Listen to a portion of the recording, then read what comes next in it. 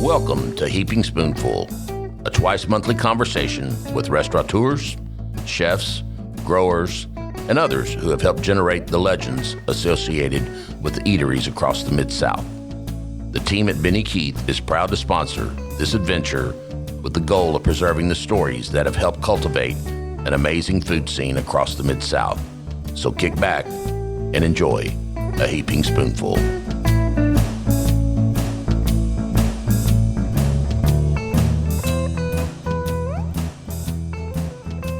Hello, everybody, and welcome to another episode of Heaping Spoonful, where we talk to chefs and restaurateurs across the whole Mid-South.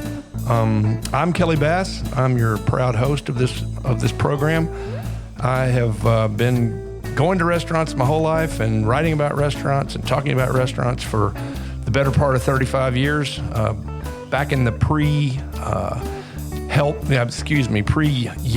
and pre-TripAdvisor days, when there was all reviews were in a daily newspaper, I was one of a couple of guys in Arkansas who got a chance to do that. And so now obviously we're in a different world, but I still love food, plan my life around food, plan my trips around food, and I'm happy to have the chance, thanks to Benny Keith Foods, for hosting this and sponsoring this podcast, Heaping Spoonful. So thanks for listening again today. We are lucky to talk today to Matt McClure, who's executive chef at the Hive, which is the restaurant at the 21C Hotel in Bentonville.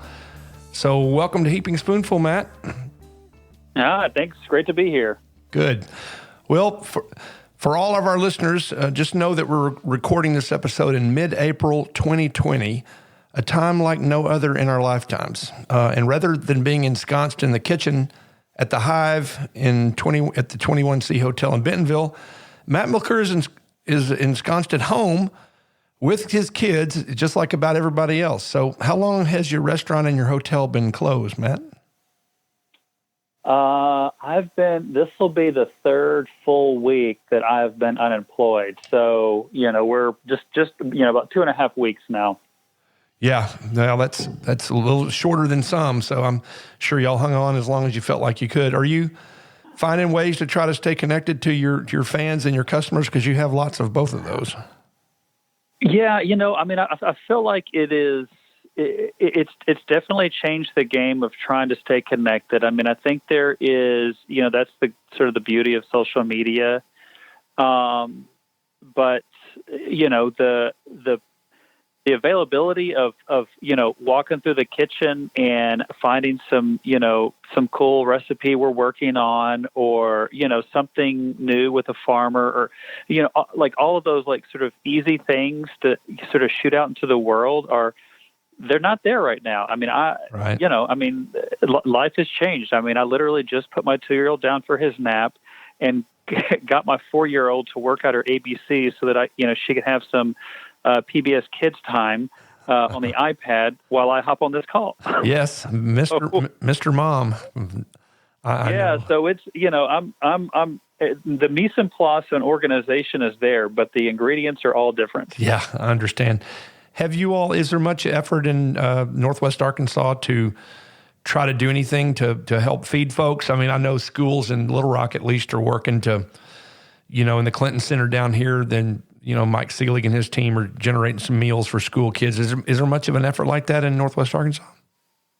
There certainly is. Rope Swing Group has been doing what they can to feed healthcare workers. I believe, I don't know all the details in that. Right. And I think I think Brightwater Culinary School is participating in that. And, I got to say, I certainly applaud their efforts. That is something that is important. But no doubt, if you listen to the health experts, they're telling everybody to stay at home. And obviously not everybody can stay at home. But, I think they're putting themselves in harm's way, to produce this food. So they're being brave. And I hope they know that, hope everybody, knows. And I think they all have the opportunity to stay home if they don't feel comfortable getting out. But yeah, it's definitely happening. It's definitely happening. Well, it's like the world's economy has been put into an induced on-purpose coma just to keep people well and really to keep hospitals and other healthcare facilities, the workers there able to do their jobs without being totally overwhelmed with sick people. It's working better some places than others. Right now, Arkansas is actually in a pretty good spot, relatively speaking, although we've had a couple of prison outbreaks, which are contained, but it's still a scary time, if you're one of those folks. But of all the industries that have been hit the hardest, hospitality's got to be at the top of the list. What are you seeing and hearing from your 21C management team and your friends and colleagues in the hotel or the restaurant business? Have you had a chance to compare notes with many people? Yeah, I think, industry-wide, I think 21C made the right decision to just close the properties and lay everybody off. I mean, some restaurant groups have the capital to pay their, or a part of their teams. But really, kind of back to the, do we, we're having those internal discussions of how do we keep this open? Do we leave the restaurant open for curbside? Do we, turn the kitchen into a commissary kitchen where we're trying to feed healthcare workers or, shelters or, trying to kind of serve the community. And, and I think we came down to the decision that we just needed to call it mainly due to the fact that, we're not saving people's lives. We're literally, cooking food and for the most part, business dried up. It's not like we're leaving, any money on the table. I mean, Sure. people stopped going out, people stopped traveling.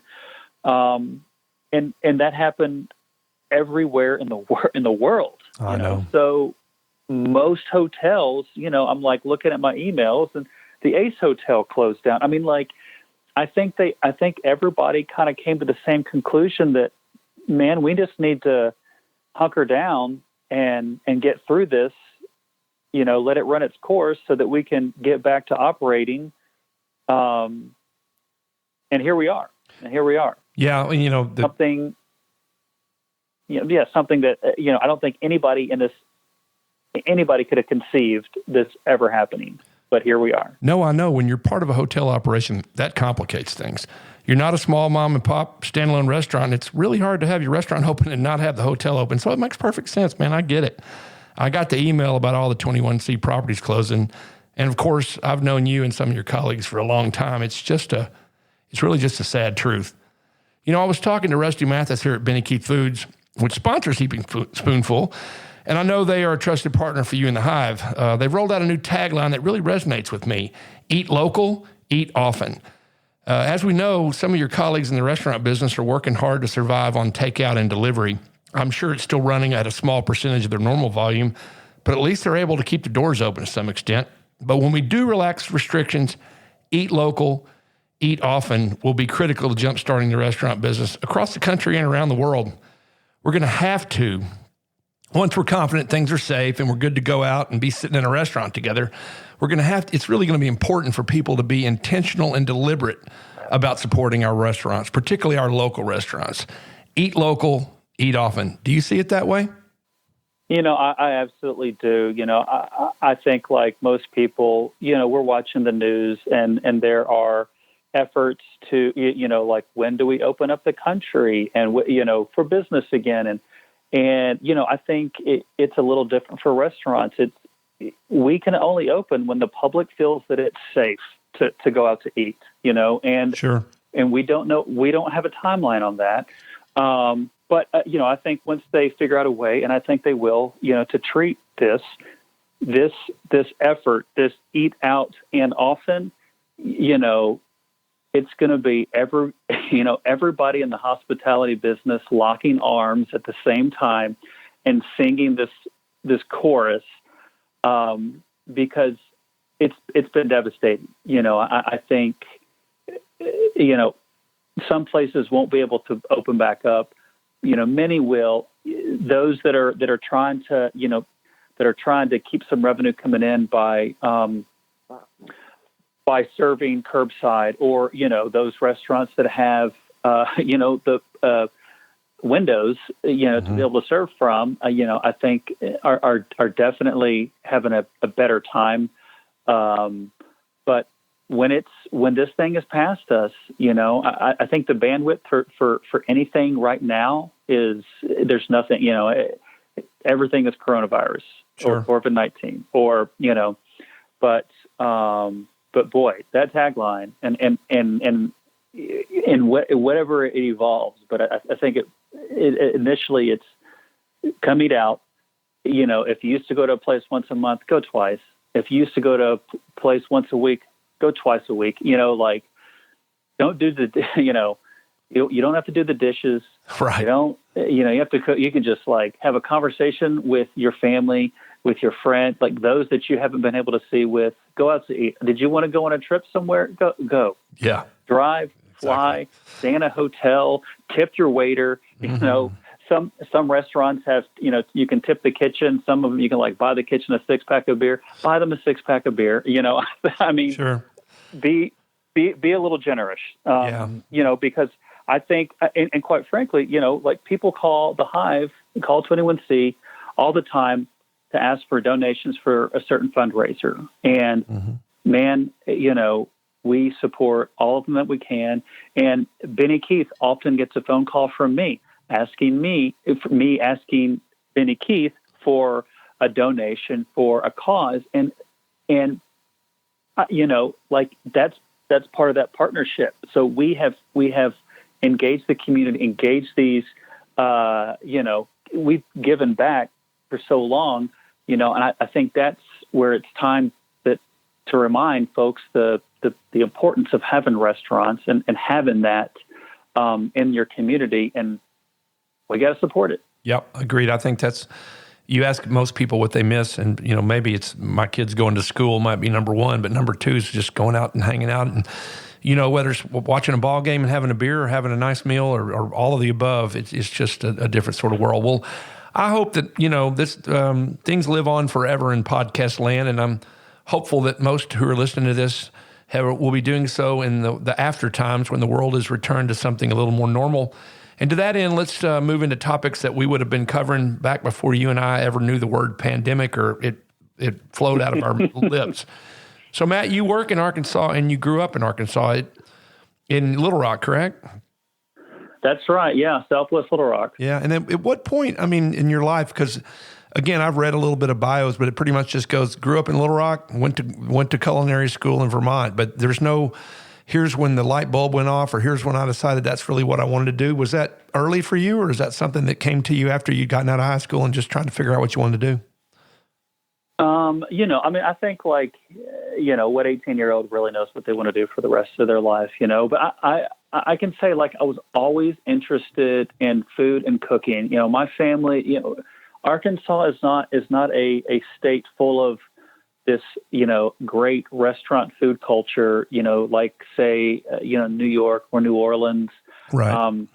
That has sort of generations of, great restaurants to fall back on. Arkansas isn't like that. I mean, we, and in a way, I'm kind of proud of that because we're a little more scrappy. We got to figure things out, on our own a little bit. But I grew up hunting and fishing. I mean, really, every weekend, I don't know how my dad did it. As busy as I am now, I've got, I got all the gear, but I don't have any of the time to be able to do that. But we grew up hunting and fishing, and right now we'd be chasing white bass on the Maumelle River, and it's just kind of a part of life that is in my youth for the most part. Sure, but I was always interested in cooking. We cooked at home a lot, and it was like a lot of wild game, venison, neck, and everything. And I worked in restaurants in high school, and and at that point, refined cooking technique wasn't part of my vernacular. I just liked the energy and intensity of a busy, Friday night, Saturday night service. And I initially went to the University of Arkansas for engineering school, and I'm a product of Little Rock Public School education, and somehow I managed to pass like algebra and calculus in high school. And when I got to the University of Arkansas, I was speaking a different language. Engineering is hard. Engineering is very hard. Engineering, yeah, it turns out engineering is hard. And I think that, my heart wasn't in it, and that was probably part of the problem. I was always interested in, building things, so I thought engineering was a way to do that. And, come to find out, with where I'm at now, building a kitchen, building a great restaurant sort of like checks those boxes for me. But I would say what was like second year of school. One of my professors had told me that he had almost gone to culinary school. And at that point I was like, I'd never really thought about that as a option, as a career path. And, next thing I didn't even go visit the school in Vermont. I went to New England Culinary Institute in Vermont. I think I didn't know exactly what was going to happen or what I wanted to do, but I know I had the ambition that, I got to get out there and do something. How did you pick on Little Rock and how did you pick wait that for one? it to happen? How did you pick that school? That professor had told me that was the school he had almost chosen. Cool. And it was in Vermont, and but also too, it helped that the woman that I was dating was in Boston going to school at Boston University at the time. And it's funny how that motivates you. Sure. But she's now my wife, so everything is good. Pretty well. Great. Yeah. So you culinary school. Culinary school. I mean, I'm just curious because I love to cook, but I've never considered going. Is it something that you just have to is it a rite of passage that you have to do, and then you go how you learn in the restaurant, or do you actually learn things in culinary school that set you up to be successful as a chef? I mean, I think it's a bit of a mixed bag. I think for me, it was really good. It put me I was very fortunate because I was put in a group of people that thought about food much differently than I did. And that diversity of thought, I think, really helped shape my early, it just gave me exposure to, again, like my experience in cooking was like a macaroni grill, and it was like high speed, high intensity. It wasn't refined. It wasn't layering of and this is where I was getting exposed to that philosophy, that mentality. And no, I don't think you have to go to culinary school. I think that it proves that you can complete something, but Sure. just in the way college does. And even my, peers that are architects and, engineers, I mean, they get out of school thinking that, man, once they got in the industry, they didn't know anything. They had to, learn it in the, actually on the job. And that's a lot of the way with cooking as well. And, I think, culinary school teaches you a lot about basic fundamental cooking techniques and the vocabulary, but there is so much more that goes into being a chef than you can learn in culinary school. Sure. And of course, now we know what drew you to the Northeast, other than a good culinary school. And then when you got out, you went to Boston because that's where your girlfriend, who's now your wife, was studying. And how many years did you stay in? It looked like you worked at several restaurants in Boston. Were you there for very long? Yeah, I was in New England for almost 8 years. Wow. So I had done both my, the culinary program. You'd go on two different internships. So I'd gone on 2 different internships, and then I ended up, moving back there full time. We got an apartment, and it was great. Kelly, it was the best thing I'd ever done for myself. It totally, it just for multiple reasons, just getting out and being on my own, working in an environment that just didn't, these types of kitchens, at that time just didn't exist in Arkansas. Sure. It was really like leaving Arkansas to go get this education that did take, almost 8 years, not just culinary school. It was the best thing I ever did for myself. And I certainly wouldn't be where I am today had I not had that experience. Be glad your wife just chose to go to school in Boston and not some other place that maybe didn't have the culinary opportunities. And, Boston, again, obviously one of our most historic cities, and it's known for seafood and other great food. So I'm sure, and again, I liked what your point that in culinary school, you just met some like-minded people who helped form your thoughts, and there were deep thinkers about what was possible in the food world. And, it's interesting, and I think about, yes, a chef has the ability to make a fabulous dish, but he or she also has to crank about, 60, 80, 100 of those out a night and make sure they're moving at the right speed and everybody's food's hot. And, so there's the production side beyond the creative side, for sure. Did you learn anything particular? Are there things in that Boston restaurants in terms of recipes or cooking styles or just techniques that you brought back with you to Arkansas? Oh, I think, my overall foundation and philosophy for cooking was based in Boston, and really, it was the variety of chefs that I was able to learn under. Mm-hmm. And I learned different things, from each of them, and I think that's, I like to think of myself as a well-rounded chef, like. I'm not some yeller and screamer that, just going to be a flash in the pan, I want to be somebody that is stable and, just solid and consistent, and Right. all of these things I think that make a great restaurant. That's what I try to emulate, and the cooking styles, the ability to identify, higher end products and the nuances and the flavor and, relationships with farmers, like all of these things I learned in Boston. Mm-hmm. Like my creative, how I try to be creative, or, creative process. That's what I'm trying to say here. That was framed in Boston. And just through those experiences that I had, cooking with those other chefs. Sure. And I think, and there's many folks I've talked to who have gone off to other places to go to culinary school and gotten their first jobs. And, from Scott McGee out in San Francisco to, all different sorts of folks. And then we are all the beneficiaries back here in Arkansas when you guys bring back what you learned and then put your own twist on it. So was there a key pivot point that got you thinking about coming back to Arkansas? Was it the completion of education for your wife, or just y'all just decided it was time to get back to Arkansas? How did you pivot from Boston to Arkansas? Yeah, before we get to that, I want to touch on what you just said, about, Scott McGee, and that's so true.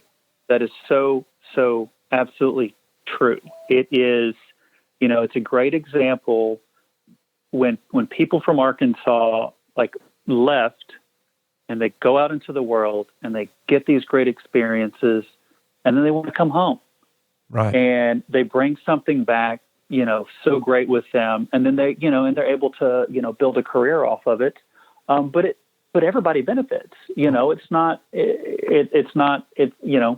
and I think that's happened, that happened in Little Rock. It's certainly happening in Bentonville, and but it happened in Boston 20 years before I got there. Right. Scott's been a guest of ours on Heaping Spoonful, and so has Rob Nelson. Rob Nelson's going to school in Fayetteville, like you went to school in Fayetteville, and living in Northwest Arkansas, working at a restaurant and on the square in Bentonville. Then he goes to Colorado to culinary school. Then he goes to Avignon, France, and then he comes back and Tuscan Trotter opens up. And so again, the Bentonville and Arkansas, the beneficiaries of all of you guys who went off and learned good stuff and came back and cooked for us. Mm-hmm. For sure. So how did you get back to Arkansas, or what was the prompt to make that happen? We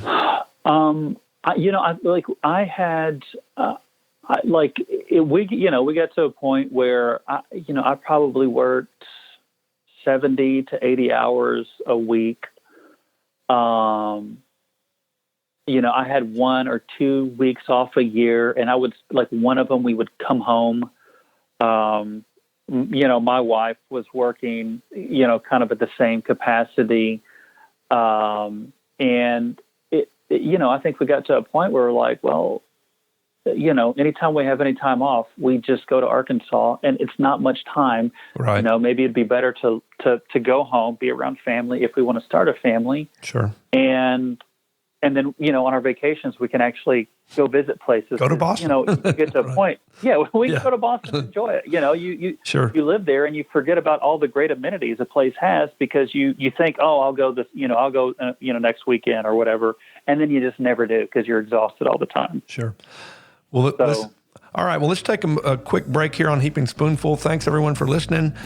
Visiting with Chef Matt McClure of the Hive in the 21C Hotel in Bentonville.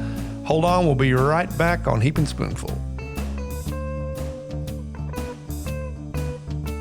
I hope you're enjoying this episode of Heaping Spoonful. We at Benny Keith Foods enjoy talking about the food scene almost as much as we enjoy providing the top quality ingredients that help restaurateurs and chefs across the Mid-South create their magic. Now let's dive even deeper into the culinary world with your host, Kelly Bass.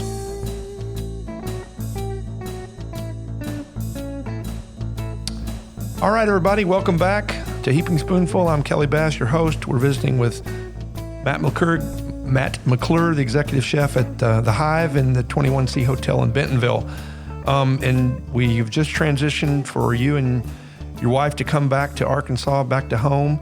And was your first job in Arkansas working at Ashley's in the Capitol Hotel when you came back?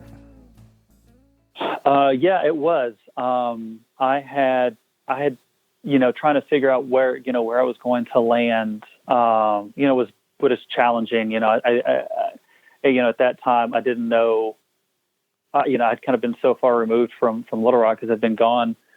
I didn't know what was happening or, if anybody was like interested in doing the kind of food and cooking that I was interested in. Mm-hmm. And, I had sent my resume, like even the Capitol Hotel had this lame website that you barely could get any information Sure. from. It was like the old Capitol Hotel, like leftover. So I think I found a number or a fax number or something, and I sent my resume. And I was still working in Boston at the time, and Lee Richardson, called me and brought me down for a job interview. While the hotel was still sort of under construction, and it was great. I mean, I will say it was. I remember thinking like, I can't believe what I'm seeing in Little Rock. Like kitchens, like this didn't even exist. For the most part in big cities. And so I was really, so I flew back to Boston and finished working, and that was like my wife and I, like we at the time, before we moved, we were actually still not married. So we quit our jobs, got married, moved back to Arkansas, all within a 2-week span. 2007, I think it was like November 2007, we opened Ashley's back up, and it was really, phenomenal experience. Yeah, well, everything is different in retrospect.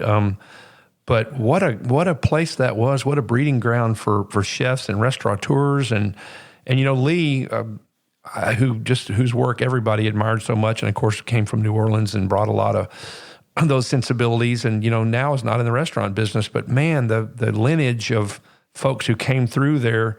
So please tell our Heaping Spoonful listeners kind of about that atmosphere and about some of your colleagues, and sort of, don't want to go on and on, but kind of what they went on to do.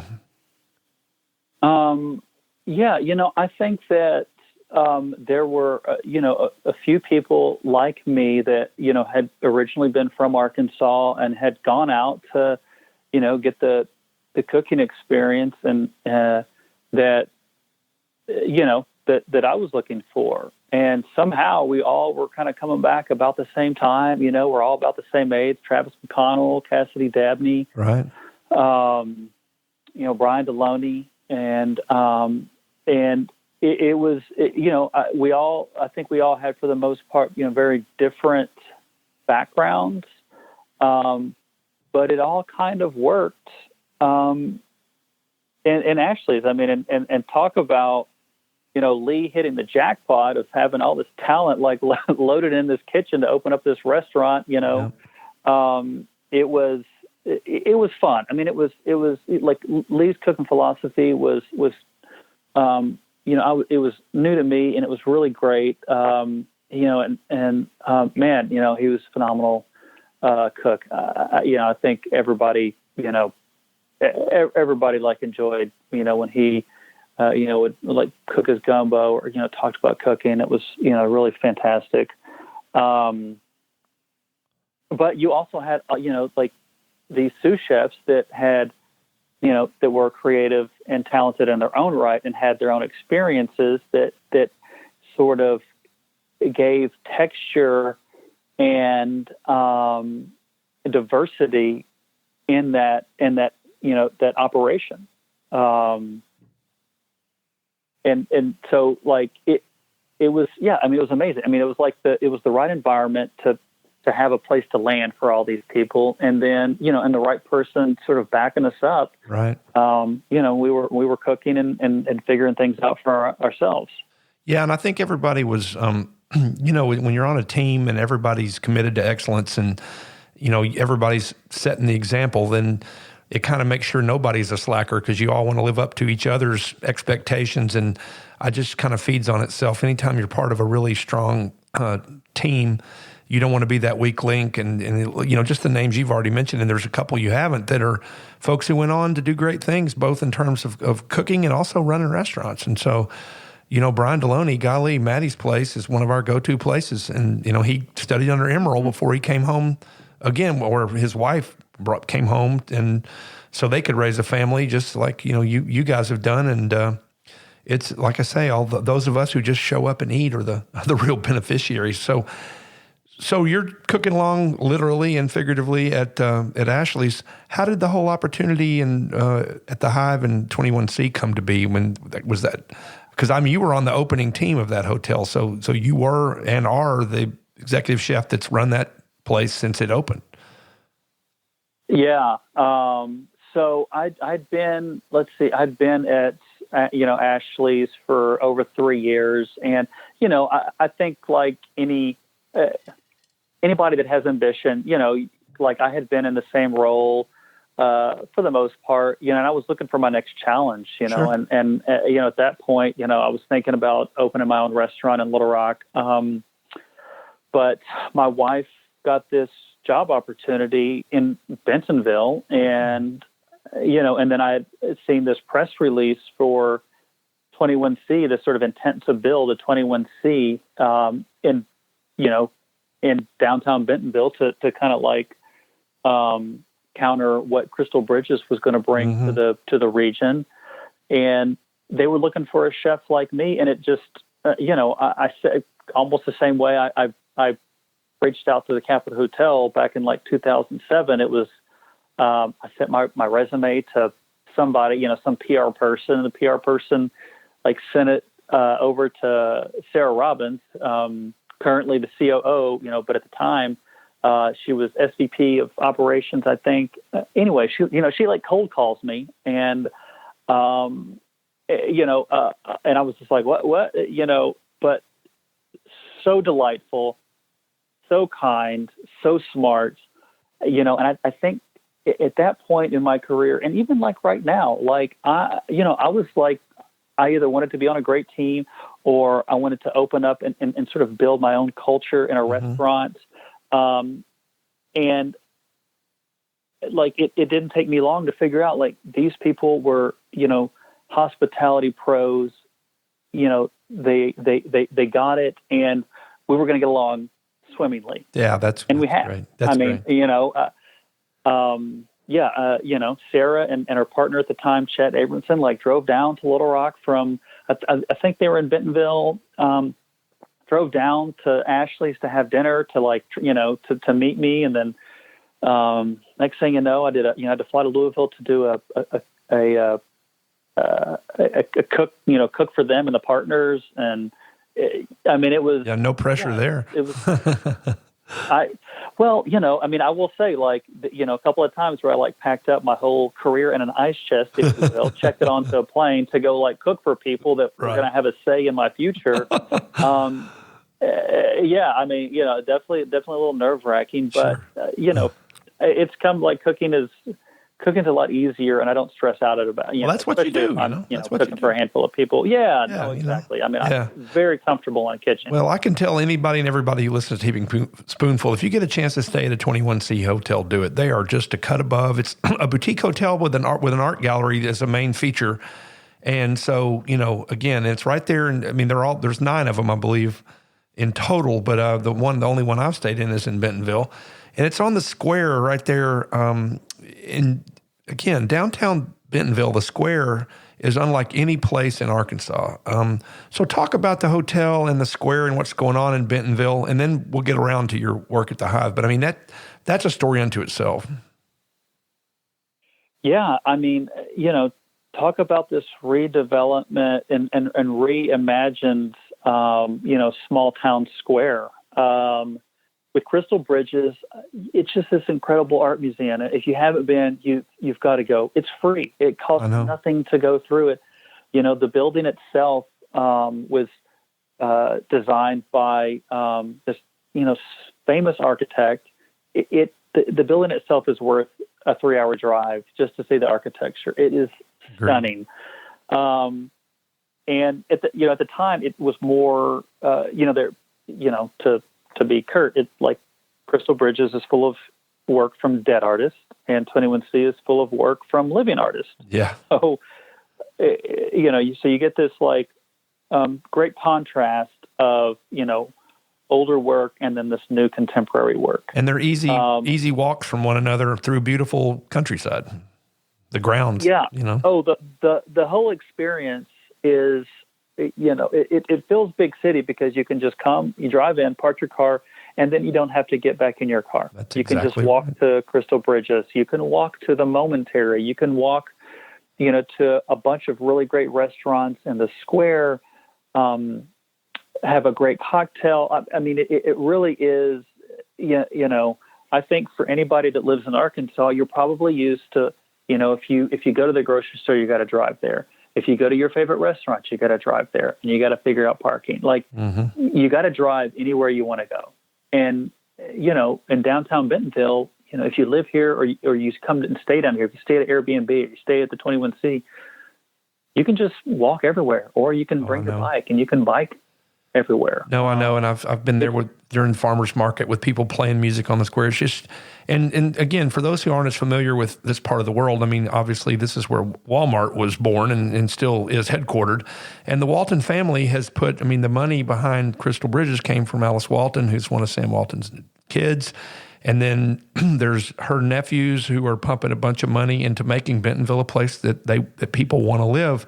And I'm sure that whole Walton influence, they're not the money behind your restaurant or your hotel, but I'm sure you benefit from their influence and the travelers who come to work with Walmart and all of that, and certainly from their investments into Bentonville, because that square, you mentioned a restaurant group they're involved with, and they've got other cool properties and that. But now on to the Hive, so you guys opened in 2012, and the website, which, I'm doing my internet research, describes your cuisine as High South. I mean, how would you think that's an accurate description, and how would you define High South? High South, I love it. It's a marketing term, Kelly. It's like I love it because it sort of like distinguishes, Deep South, from Gulf South. It gives us something to work towards. I think every chef and every home cook around here sort of defines it a little differently, and rightfully so. I mean, I think it's our own experiences that that sort of define and sort of articulate what our food and cooking is. And for me, and this has been my creative process from for years now, is I like to I like to look at what does a region grow, in terms of fruits and vegetables and animals, as like a baseline for the menu. ingredients for the menu. But what I really feel like defines a community is the diversity in the cultures, definitely specifically like the minority or immigrant communities. And, Northwest Arkansas, I think most people or a lot of people know that there's like a very large Hispanic community. But there's also in Bentonville, there's a very large Indian community. Mm-hmm. And, some of the restaurants here, the Indian restaurants are it's like the best Indian food I've ever had in my life. And, if you can imagine going to like a family Thanksgiving and, your grandma made her, famous gravy to go over. Like, if you can imagine your grandma's Indian and she's making her, her famous like curry goat dish. Right. Like that's what this is like. Oh, I mean, it's so delicious. And I think it's so unique because, I've lived outside of the state. I'm very aware of what most people's sort of snap decision or, on the reputation of Arkansas is. And I think, good or bad, everybody would be surprised to know, oh my God, there's really an Indian community, that's like this vibrant Indian community, in Arkansas. And, so those, so it's not that you're going to find curry on the Hive menu, but, garam masala, like I'm going to these Indian grocery stores and I'm looking at Indian cookbooks for, ways that I can apply those sort of flavor profiles to, the refined cooking techniques that I'm, trying to execute. And that's what I feel like, that snapshot of flavors in a dish at the Hive is, to me, what I feel like true Arkansas food is, because it, not only it contains these locally grown foods that are supporting our local economy, but they're also like including flavors from the immigrant communities as well that are identifying as Arkansans, and they're informing what our menus are, what my menus look like today. But I think what a lot of menus are going to look like in the next generation. Yeah, and I think that's, again, you're incorporating all the influences that are in your part of the state, not just the ones that have been there since the 1800s, so I think that's just, again, a way to keep things vibrant. And I would imagine that if somebody had a meal 2 weeks after you opened in 2012 and now they're having one in 2020, they might see a progression in the way that you're presenting food. Oh, definitely. I'm all about evolution. My food philosophy, like you'll see staples on the menu. Our burger's been there since day one. There's a couple of things like I feel, I think you need to have that consistency. I think, you want people to love something and want to come back for it. Fantastic. I think for, the creative part of me, like we need to evolve. We've got to evolve, and we've got to continue, just like the art in the museum of 21C, changes out. Our menus have to change. The food has to change.